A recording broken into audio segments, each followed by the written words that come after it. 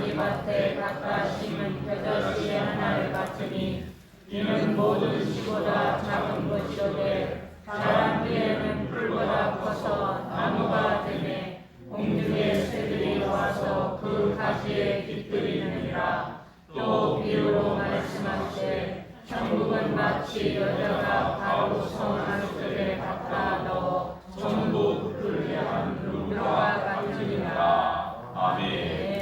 할렐루야. 오늘도 이 저녁 시간에 이 말씀을 사모하여 나온 여러분 한 분 한 분 주님으로 축복합니다. 말씀에 큰 은혜가 있기를 주님으로 축원합니다. 오늘 말씀의 제목은 겨자씨 비유와 누룩 비유입니다. 이 두 비유가 똑같은 메시지를 담고 있습니다. 지금 천국의 비유를 우리가 하나씩 배우고 있는데요. 맨 처음에 배운 것이 바로 네 종류의 밭의 비유에서 우리가 배운 것은 하나님의 말씀은 모든 사람, 모든 민족, 모든 개인에게 다 떨어집니다. 그러나 그 말씀을 받는 좋은 밭은 불과 4개의 밭 중에 하나밖에 없다는 것이죠. 그것은 그 말씀을 착하고 좋은 마음으로 지키어 열매를 맺는 것입니다. 오늘 이 말씀을 들을 때 여러분 마음같이 좋은 밭 되어서 이 말씀에 열매를 맺기를 주님으로 축원합니다. 두 번째 비유는 좋은 곡식과 가라지의 비유였죠. 여러분 곡식과 가라지는 사실상 똑같은 모습으로 시작합니다.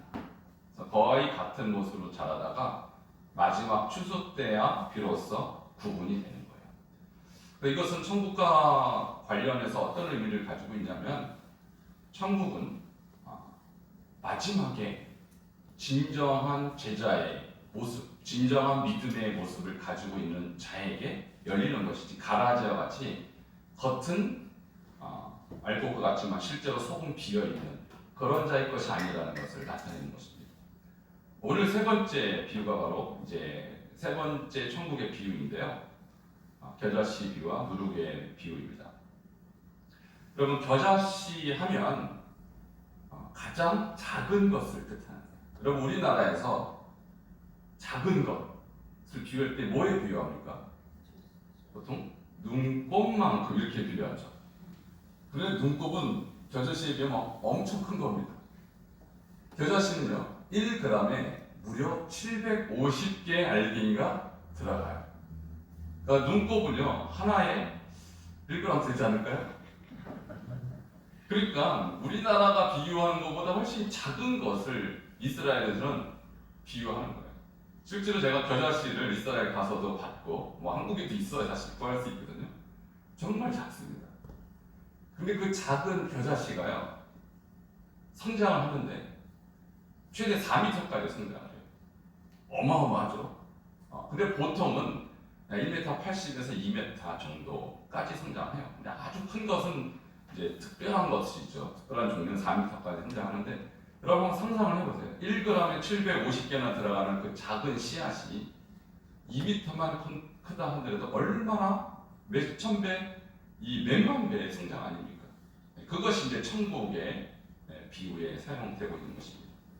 여러분 이와 같이 천국은 매우 작은 것으로 시작하지만 나중에는 어마어마한 이 확장력을 가지고 있는 것이 바로 천국입니다. 우리가 바로 그 천국에 하나님께서 초대해 주신 바로 겨자씨임을 기억하시기 바랍니다.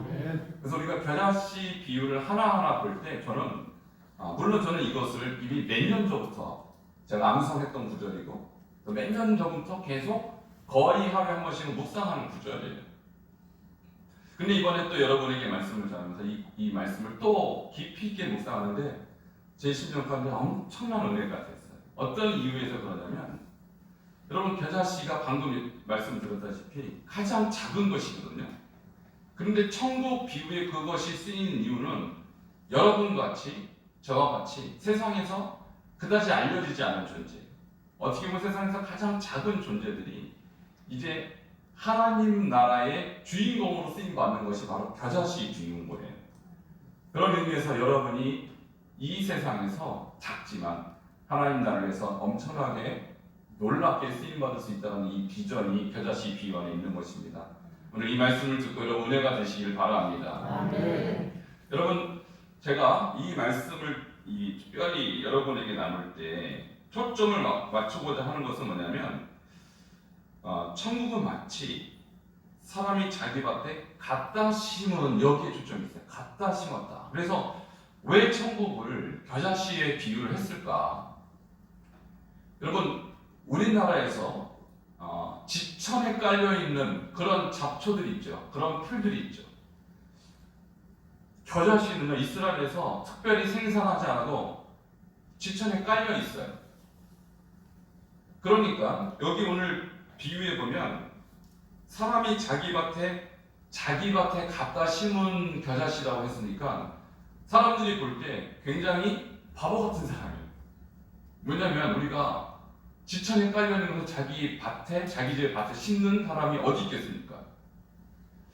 우리나라에서는 어떤 풀이 지천에 깔려있냐, 제가 풀 이름을 잘 몰라서 그러는데, 제가 한국이 막 들어오면은 항상 저희 부모님 계신 용산에서 한강변을 건너면 거기 지천에 깔려있는 갈대밭입니다. 갈대밭이 엄청 크죠? 사람 키만큼 높이 올라오는데 마치 비슷한 거예요. 근데 그 갈대를 자기 밭에다가 심는 사람이 있나요? 한국에서? 없죠. 왜냐면 흔한 거니까. 굳이 갖다 심을 이유가 없으니까. 들에 가면 얼마든지 있는 거니까 자기 밭에 심지 않습니다. 저도 지금 이제 사택에 살면서 상추도 심고 고추도 심고 막 심거든요. 근데 거기 심지 않아도 막 자라는 게 있어요. 잡초들이. 얘네들은 제가 캐도 계속 자라요. 여러분, 마치 이스라엘의 겨자씨는 사람들이 캐고 갖다 버리려고 해도 계속 자라나는 이런 잡초 같은 거예요. 근데 그것을 일부러 자기 밭에 심는 바보가 있을까요? 없어요. 그런데 우리 오늘 주님이 왜 자기 밭에 갖다 심은 겨자씨로 비유했을까요? 오늘 여기 이 사람은 바로 하나님을 비유하는 것입니다. 하나님이 자기 밭이라는 것은 바로 하나님의 밭은 천국을 말하는 거예요. 하나님의 밭인 천국에 지금 무엇을 갖다 심습니까? 겨자씨. 겨자씨는 어떤 풀이라고 그랬죠? 잡초예요, 잡초. 아주 흔한, 일부러 심지 않는, 가치가 없는, 1g에 750개나 되는 너무나도 흔한 그런 것을 귀한 이 풀처럼, 귀한 묘목처럼 자기 밭에 갖다 심은 자가 바로 하나님이라는 것은, 하나님께서 이 세상을 변화시키기 위해서, 하나님께 이 세상을 하나님 땅으로 변화시키기 위해서 저와 여러분 같은 잡초 같은 사람을 하나님의 밭에 일부러 갖다 심었다는 것을 의미하는 것입니다. 할렐루야. 여기에 놀라운 은혜가 있는 거예요. 여러분, 만일 여러분 밭에 아주 값비싼 것을 갖다 심는다면 다 이해가 되죠. 저도 그래서 우리 밭에다가 아주 귀한 것을 심으려고 여기저기서 막 구해갖고 지금 온천에 갖다 심었어요. 그것을 나중에 수확을 하려고. 그런데 의도하지도 않은 것들이 막 땅에서 솟아나는데, 여러분, 그 솟아나는 것은 아무 가치가 없기 때문에 저희는 관심이 없어요. 근데 그 관심 없는 그것이 바로 하나님의 눈에는 관심의 대상이 된 거예요. 제가 여러분을 볼 때 여러분이 어떤 분인지 정확하게 저는 잘 몰라요. 그러나 하나님 눈에 볼 때는 여러분 한 사람 한 사람이 마치 하나님의 밭에 갖다 심은 아주 작은 존재지만 여러분을 통하여서 하나님 나라가 놀랍게 성장되리라는 것을 주님은 기대하는 분이십니다. 그 주님의 기대하심이 오늘 이 비유의 핵심이에요. 우리가 기대할 만한 존재입니까? 여러분이 볼 때 여러분 자신이 그렇게 내가 하나님 나라에 기대할 만한, 기여할 만한 그런 존재라고 생각하십니까? 그런데 하나님 나라가요, 다 그렇게 별로 기대하지 않은, 소위 이 세상 말로 별 볼 일 없는 사람들에 의해서 확장되어야 되는 사실이에요. 오늘 그것이 이 겨자씨 비유와 누룩 비유의 키포인트예요. 제가 그래서 그 역사를 한번 쭉 훑어봤습니다. 먼저 예수님 자신이 겨자씨였어요. 예수님이 이 땅에 오셨을 때 사람들은 그 사람을 주목할 만한 곳에서 태어나지 않았습니다. 어디서 태어났습니까? 말구육관에서 태어났어요. 그러니까 왕이라면 왕궁에서 태어나거나 아니면 귀족들이 사는 부촌에서 태어나든지 그래야 사람들이 알아줄 거 아닙니까? 그런데 태어날 곳도 없는 마구간에서 태어난 예수님은 하나님이 보내신 이 땅의 겨자씨였어요. 근데 그 하나님의 겨자신 예수 그리스도께서 온 인류를 구원한 구원자가 되신 것입니다. 할렐루야. 이것이 예수님이 겨자씨로 오셨다는 것이죠. 작은 자였습니다. 누구에도 주목받지 못한 자였습니다. 그러나 하나님은 바로 예수 그리스도 안에 하나님 나라를 심어 놓았다는 것이죠. 그런데 예수님과 똑같이 별 볼 일 없는 그 이스라엘 나라에서 가장 천한 사람들을 택해서 예수님의 12 제자를 세우셨습니다. 갈릴리 사람들은요, 그 당시에 이스라엘 전체 나라에서 이방의 갈릴리라고 불릴 정도로 아주 무시받고 천대받던 사람들이에요. 그러면 그 시대에 기득권은 어디 있었습니까? 예루살렘에 있었어요. 예루살렘은 누가 있습니까? 바리새인이 있습니다. 사두개인이 있습니다. 왕족들이 있습니다. 근데 그 사람들은 하나님의 말씀을 안다고 하지만 실제로는 하나님 말씀대로 살지 않고 자기의 기득권을 유지하기 위해 살았던 이기적인 사람들이었어요. 예수님은 그런 자들을 제대로 택하지 않았습니다. 갈릴리에 이방인과 같이 멸시받고 천대받던 그 어부들을 택해서 그들을 통하여 하나님 나라를 이루어갔다는 사실을 여러분 기억하시기 바랍니다. 이것이 그들이 겨자씨에 해당하는 그런 그 시대의 인물들이라는 사실이죠. 근데 거기에서 끝나지 않습니다. 성경을 구석구석 살펴보니까 처음으로 복음을 전한 이방인 선교에 앞장섰던 교회가 어느 교회입니까? 안디옥 교회예요. 안디옥 교회.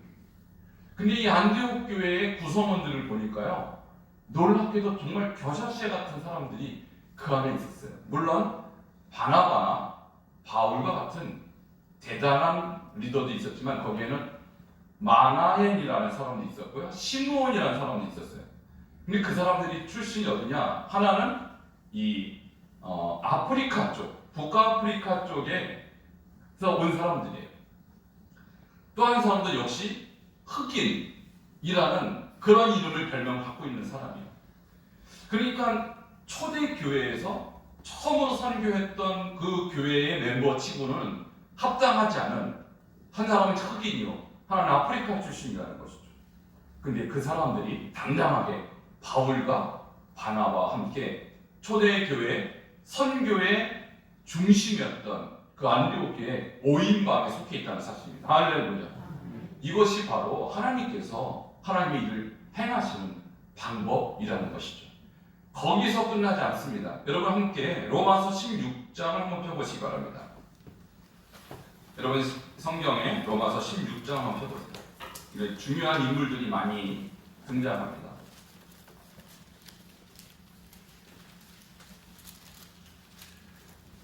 16장에 무려 37명의 명단이 등장하는데요. 이 명단을 우리가 하나씩 다 볼 수는 없고 그 중에 중요한 몇 사람만 볼 텐데요. 바울이 로마서를 기록하면서 이 사람들을 언급한 이유는요, 너무나도 중요한 인물들이기 때문에 언급하지 않았겠어요? 그런데 이 언급한 인물 중에 상당수가 그 시대의 노예들이었어요. 노예. 한번 먼저 보도록 하겠습니다. 8절 한번 읽도록 하겠습니다.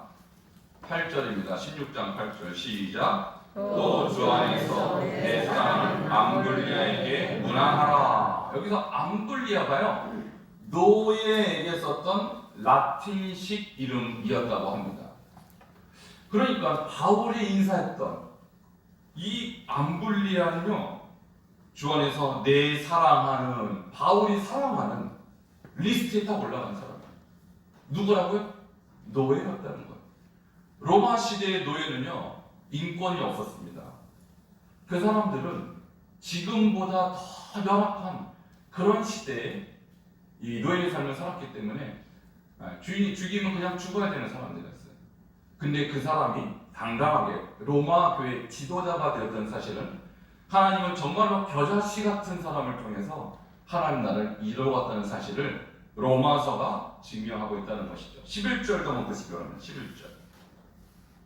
자, 함께 읽겠습니다. 시작. 내 친척 헤로디온에게 문안하라. 나기수의 가족 중 있는 자들에게 문안하라.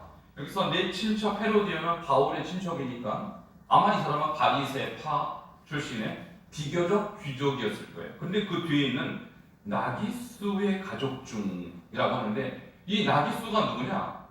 이 글라디오 황제 시대 때 해방된 유명한 노예라고 합니다. 그러니까 지금 8절에도 노예가 나오고요. 11절에 나기수도 노예인데 그 가족 중이라고 하는 것은 그 노예 가족이 지금 로마 교회에 상당한 포지션을 차지하고 있다는 사실이에요. 그러니까 정말로 하찮은 이 노예가 교회 지도자가 돼서 어떤 사람이 됐습니까? 바울로부터 존중받고 바울로부터 문안을 받는 존귀한 사람이 됐다는 사실을 여러분 기억하시기 바랍니다.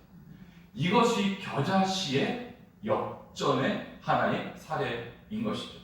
마지막 14절도 한번 보시기 바랍니다. 14절 함께 읽겠습니다. 시작. 아스그리노와 블레곤과 허메와 바루로와 허마와 및 그들과 함께 있는 형제들에게 문안하라. 자, 여기서요 블레곤 14절에 블레곤 빼놓고는 다 노예의 이름이에요.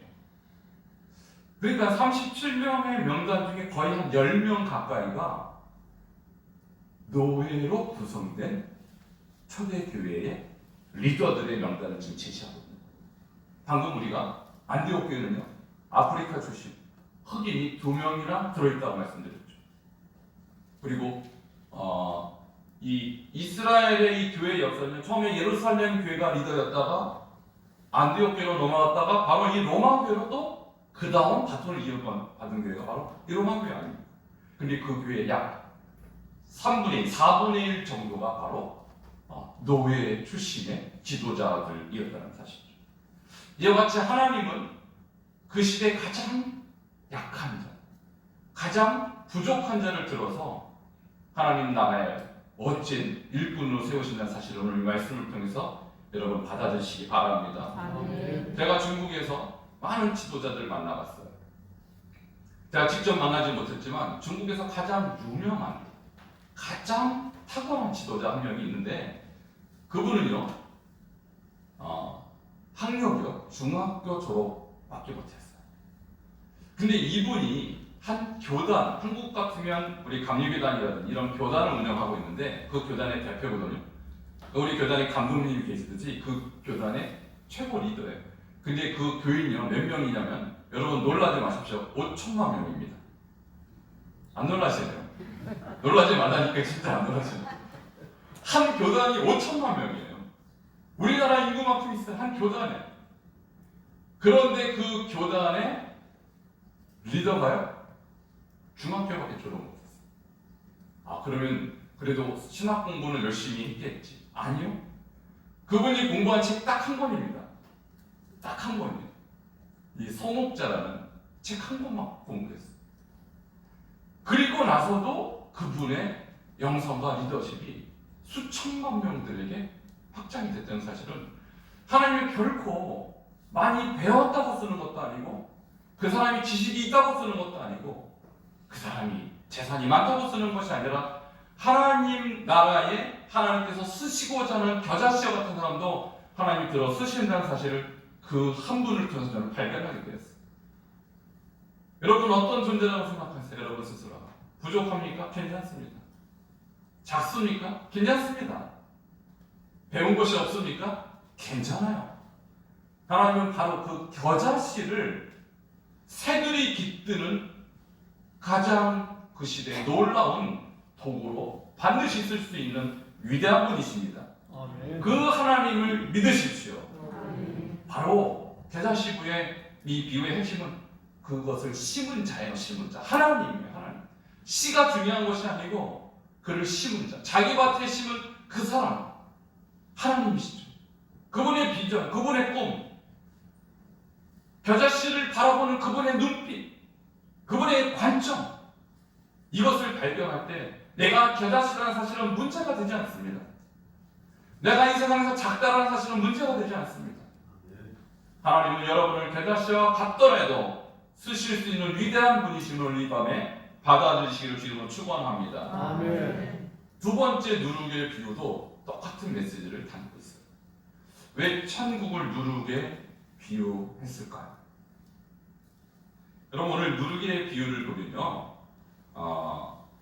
이 가루 서말 속에 어떤 여자가 가루 서말 속에 누룩을 넣었다고 이렇게 말을 해요. 이 여자는 늘 빵을 만드는 가정주부일 것입니다. 여러분 한번 밥을 할 때 쌀을 얼마나 넣으십니까? 한 가족이 예를 들어서 5명이다 그러면 5명의 이 양을 넣으시죠. 제가 정확하게 모르겠어요. 5명 먹으려면 몇 g을 넣어야 하나요? 한 500g 넣습니까? 네, 잘 모르겠습니다.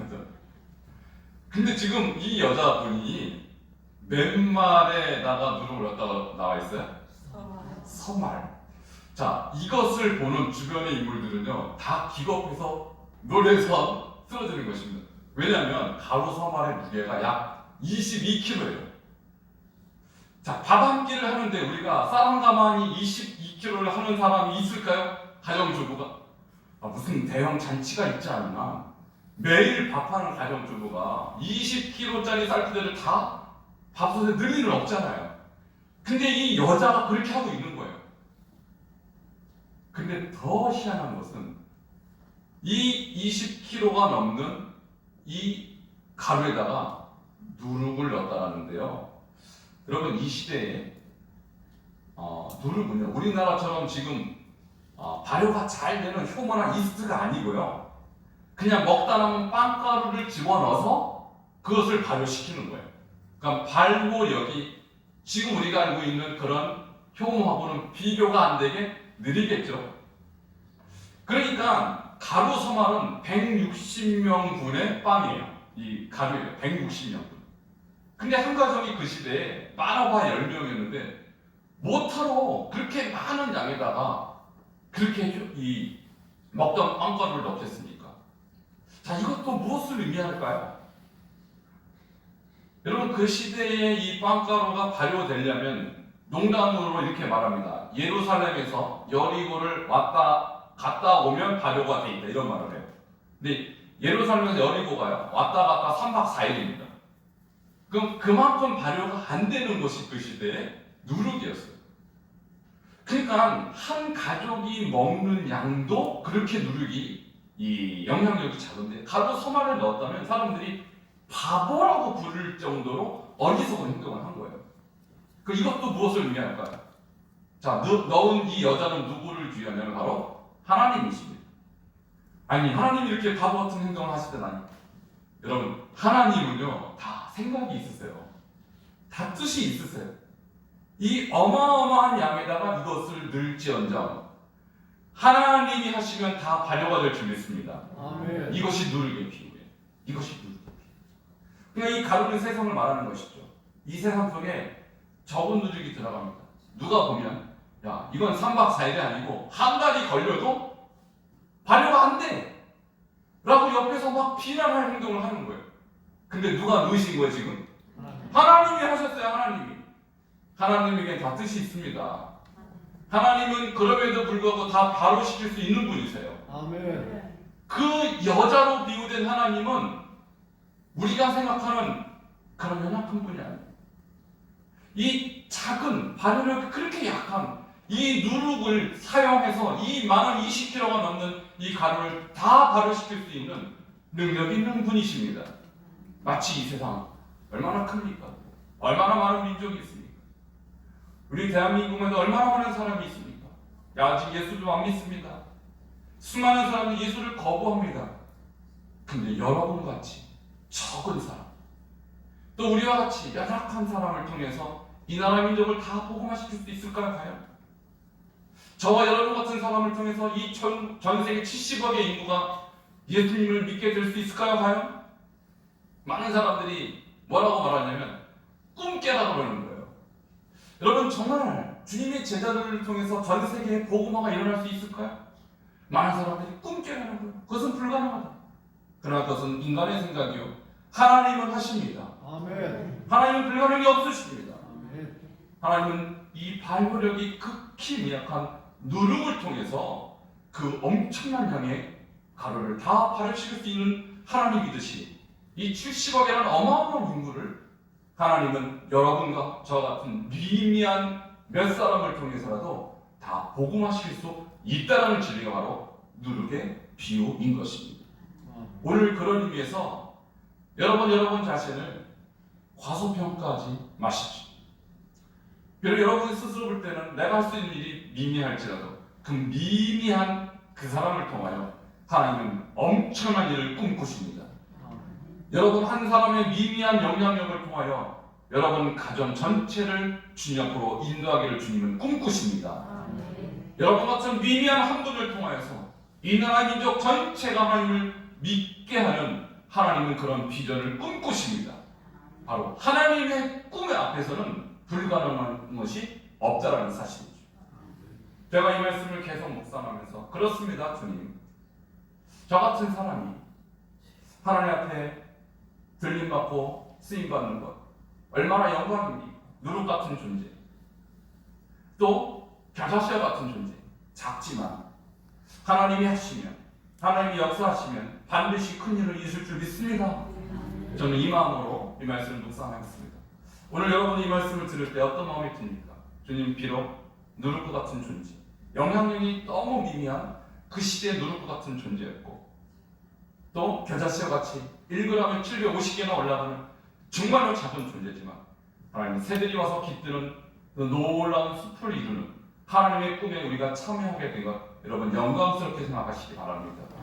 바로 서말 전체가 부푸는 이 세계가 전체가 다 하나님 앞에 돌아오는 그 꿈 앞에 우리가 쓰임받게 된 것을 여러분 감사하시기 바랍니다. 아멘. 오늘 그 일을 위하여 주님이 여러분을 부르십니다. 기꺼이 여러분을 드리십시오. 비록 누를 것 같지만, 비록 겨자씨와 같지만 주님이 부르실 때 여러분을 통하여 위대한 일을 이루실 하나님 앞에 영광을 돌립니다. 함께 기도하겠습니다. 우리 한 목소리를 기도할 때 주님, 제가 누를 것 같습니다. 주님, 제가 겨자씨와 같습니다. 제가 할 수 있는 것 힘이 미미합니다. 그러나 주님이 쓰시면, 주님이 역사하시면 우리를 놀랍게 쓰실 하나님이신 우리가 믿고 주님 저도 사용하여 주시옵소서. 우리 가정의 누룩이 되게 하시옵소서. 하나님이여 이 나라의 민족의 누룩이 되게 하시옵소서. 전 세계 민족과 열방의 누룩이 되게 하여 주시옵소서. 하나님 사용하여 달라고 함께 통성으로 기도하시겠습니다. 하나님 은혜와 사랑을 감사를 드립니다. 주님께서 사랑하시는 우리 백성들을 통하여서 하나님 귀한 하나님을 주시니 감사합니다. 이 은혜를 이 시대에 들어 사용하여 주시고 이 은혜를 이 시대에 배달시로 사용하여 주시고 너무너무 작은 존재, 너무너무 미미한 존재, 그러나 주님이 쓰시면 우리가 놀랍게 쓰임을 주겠습니다. 아름답게 쓰임을 주겠습니다. 주님을 위해서 일하시고 주님을 위해서 주시옵소서. 오늘 밤이나 황금한 거리 주님 앞에 부르거든 하나님의 밖에 신별이 하나님의 창을 피하시고 하나님의 수고를 피하시고 하나님의 세대가 거기 들어가서 나에게 하여 주시옵소서. 하나님 오늘 통하여 이 놀라운 복음의 역사를 일어나시고 우리 교회를 통하여 이 놀라운 복음을 일어나시고 주님 붙잡아 주시옵소서. 하나님 또한 우리가 같이 하나님의 미미한 존재이며 영향력이 미미한 존재이나 주님이 우리를 사용하시며 우리를 통하여 하나님의 바로 사랑이 다 가려워 같이 하나님의 우리도 이 시대를 바꾸시고 이 시대를 하나님 앞으로 인도할 수 있는 그런 자를 되게 하여 주시옵소서. 주님 그 역사를 주시고 주님 축복을 더하여 주시옵소서. 감사를 드리며 예수님 이름으로 기도하옵나이다. 아멘. 하나님 감사합니다. 오늘 겨자씨 비유와 누룩 비유를 통하여 우리가 겨자씨 같은 존재이며 누룩 같은 존재임에도 불구하고 우리를 불러서 하나님의 밭에 심어서 또 우리를 하나님 놀랍게도 새가 와서 깃드는 그런 확장과 부흥의 역사의 주인공으로 삼아주실 주님을 기대하고 주님을 찬양합니다. 하나님 그렇게 우리를 부르셨고 우리를 사용하실 주님 앞에 우리가 우리 자신을 드리며 누룩과 같이 겨자씨와 같이 쓰임받게 하여 주시옵소서. 그리하여 우리 자신이 하나님 우리 가정의 누룩되게 하시고 하나님 우리의 또한 공동체 또 우리 직장의 누룩이 되어서 하나님 그들을 바꾸고 그들을 하나님 나라로 하나님 이끌어 나가는 그런 이 시대의 주인공 삼아 주시옵소서. 예수 그리스도의 이름으로 축복하며 기도하옵나이다. 아멘.